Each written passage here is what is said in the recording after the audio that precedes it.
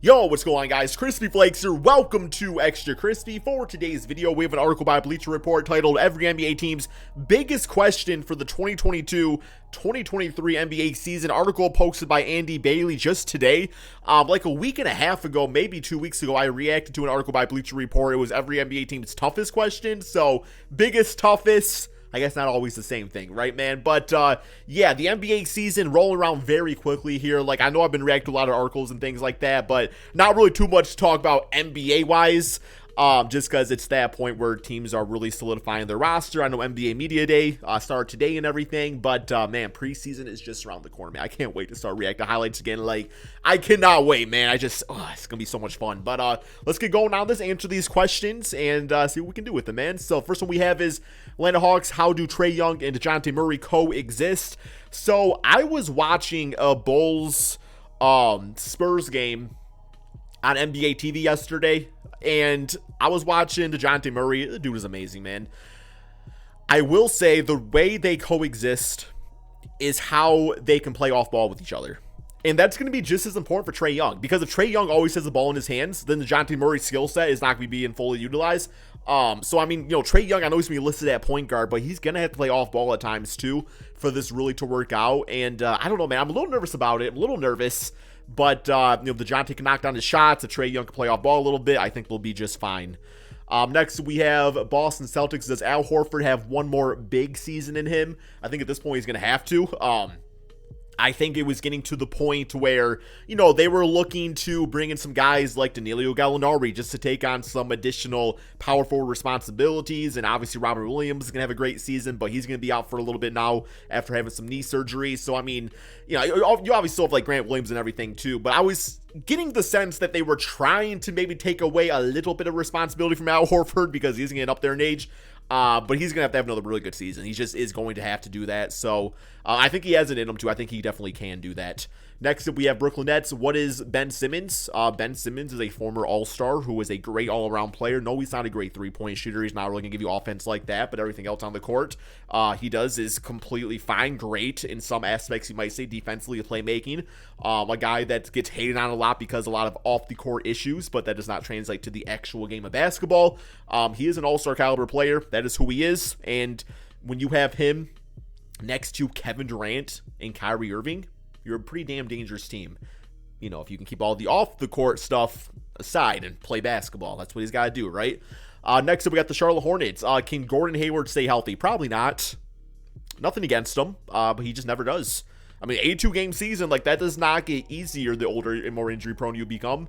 But, you know, if he can give them a solid 50 games, I guess, like, is that kind of what we expect at this point? But regardless, like, his contract's not great. So he's going to get $31 million in the 2023-2024 season. So I guess the question is, can Gordon Hayward stay healthy to the extent that it correlates with the money he's being paid?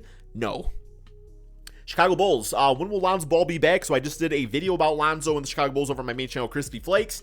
But it sounds like he's going to be reevaluated with his left knee surgery 4 to 6 weeks. So that's when he's reevaluated. So that's going to bring us right into the start of the NBA season.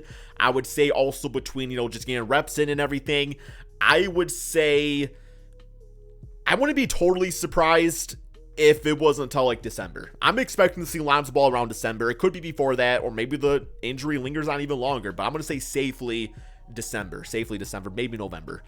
Next, we've got the Cleveland Cavaliers. How do Garland and Mitchell coexist? I don't really got to give an answer to this one. Completely fine. Yeah, maybe it's, I was going to say, like, maybe it's a little bit like a shorter backcourt, but you got all that length, you know, with the, with Evan Mobley and Jared Allen. Like, it's going to be good. It's going to be great, actually. Yeah, they'll be good. Dallas Mavericks. Can Spencer Dinwiddie replace Jalen Brunson?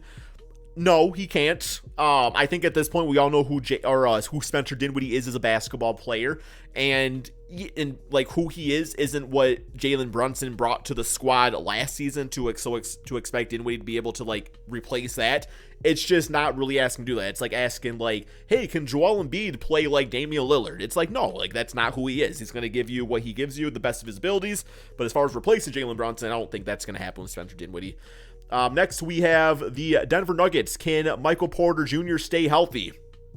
Hopefully. Back injuries and things like that for taller players, especially that early on when it's that big of an issue, is very concerning. But he's got a very large contract now. When he does play, he's fantastic, but he's got to stay healthy. But I mean, those are questions that you really just can't answer. You just hope for the best and just hope that the injuries are now behind him. So we'll see. Detroit Pistons, is Cade Cunningham going to take a leap? Well, statistically speaking, he had one of the best point guard rookie seasons, I think, in NBA history. So, I mean, I guess, like, my expectation for Cade Cunningham, do I expect him to go out and make the All-Star team this season? I don't think that's going to happen, but I think what I expect out of Cade is last season to start the year, he struggled. So I'm hoping he doesn't hit, like, a sophomore slump of any sorts. He needs to continue going the course. He needs to continue building off of how he ended last season, as opposed to just, like, starting with some slump. I think that would be kind of a backwards thing for Cade, so just maybe not so much leap forward, but just continue the course. Next up, we got the Golden State Warriors. Is this the last dance? I don't know, man, because when I think about it, you know, Curry can play till he's damn 50 with that jump shot. I mean, as far as the last dance, like, I guess, how do you want to say that exactly? Like, do I feel like after this season, the Warriors don't have a chance at winning a championship again? No, I don't think that's the case. Do I think after this season, maybe we see the team restructured a little bit? Yeah, but I still think if Steph Curry's part of your team, it's not really a last dance. You know, I think they'll be completely fine. Next up, we got the Rockets. Is Jalen Green going to take a leap? Same song and dance as Cade Cunningham. Started the season not the greatest, but ended the season pretty damn good. So he was like, what, like 20 plus points per game since the All-Star break. So yeah, just continue that course. Indiana Pacers. How long will Buddy Hield and Miles Turner be Pacers? I don't know, man. Miles Turner becomes the new Kevin Love. Name his trade rumors every single damn year. I guess it depends in the sense of like how the Pacers are playing.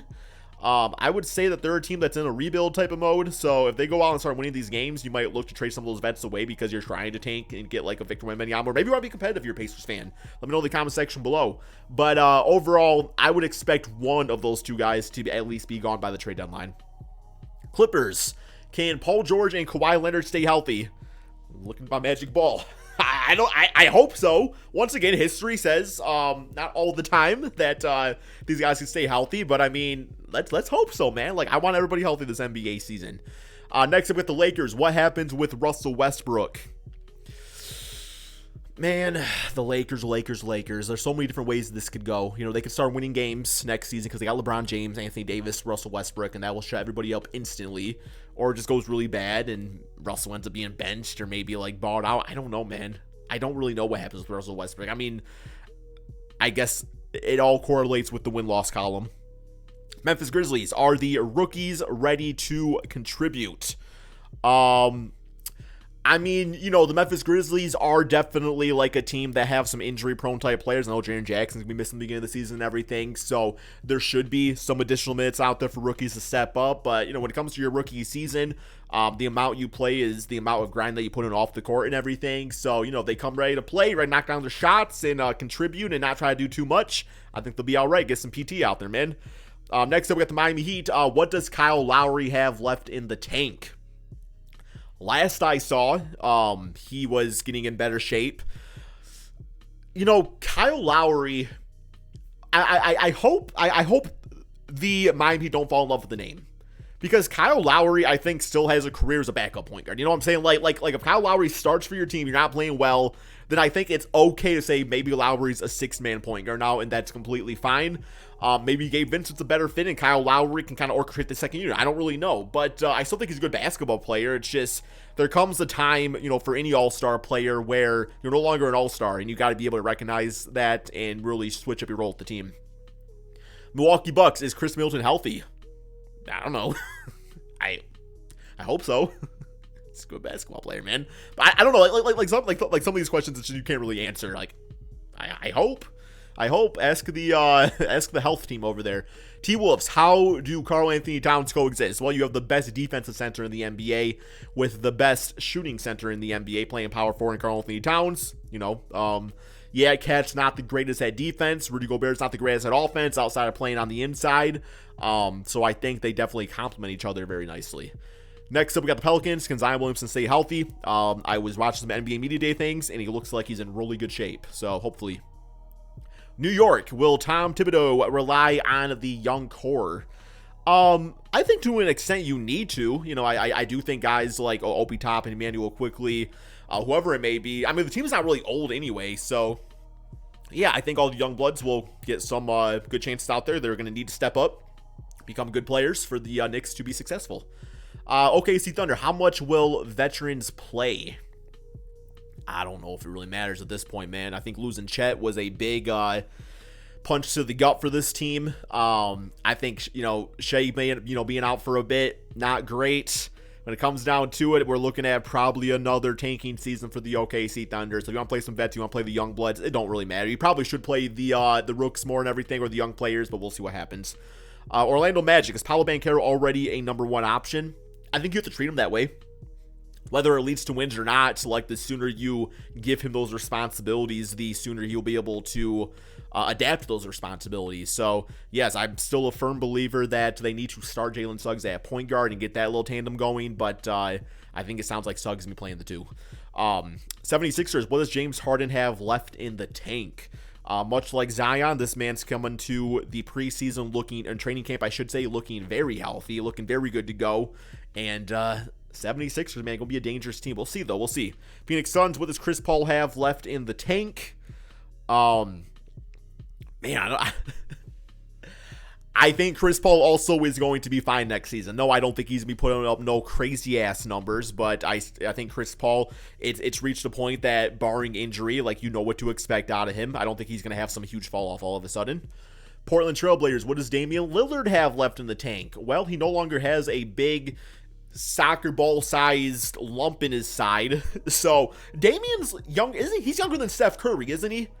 Like, I'm sorry, man. I'm seeing, like, Damian, like, ranked all whacked out and everything on, you know, like just different, you know, ESPN's rankings and everything like that. Like, Damian is gonna be good next season, man. The dude was playing with a damn lump in his damn, like, stomach. I don't know what it was. It was something crazy going on. That's why he missed last season, the majority of it. But, you know, when you hear, like, left in the tank, you kind of feel like, oh, they're falling off. Damian's not going to fall off for a few seasons, man. He's good to go. He's good to go. Sacramento Kings are De'Aaron Fox and Sabonis, a star duo. Both all-star caliber players, no doubt about it. As far as, like, a star duo, I guess what exactly is your definition of that, personally speaking? Do I think they're going to be one of the better duos in the NBA? Yes. Do I think that guarantees they're going to make the playoffs? No, I don't want to necessarily say that, but I don't think it's going to be because of Fox and Sabonis. Like, I think they'll be completely fine, play some good basketball. Spurs, how much will vets play? Pirtle's already in trade rumors. Doug McBuck probably gets traded at some point. It sounds like they're going to start Josh Primo at point guard. I mean, I don't think the vets are going to stick around very long with the team, if I'm being honest. Toronto, is Scotty Barnes going to take a leap? Well, he was Rookie of the Year. I think he'll be right there, you know, with the other big names in his draft class. Have that be K, Jalen, and Evan, where, yeah, you're going to continue seeing this really good draft class get even better next season. Utah, how long will Mike Conley and Jordan Clarkson be in Utah? Clarkson, I'm going to predict, is gone before the season starts. Mike Conley, not so sure about.